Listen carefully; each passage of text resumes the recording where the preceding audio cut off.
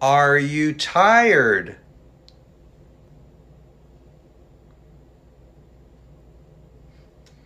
Do you play football?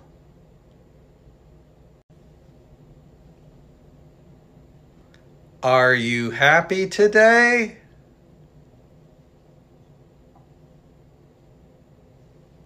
Do you like ice cream?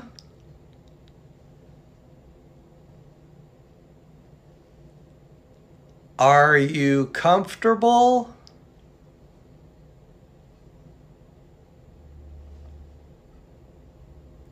Are you a student? Are you plus adjective like cold or hot? Are you cold?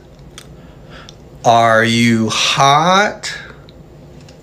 Or are you plus noun like are you a teacher?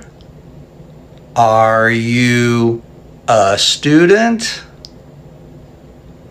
Do you plus verb like do you eat?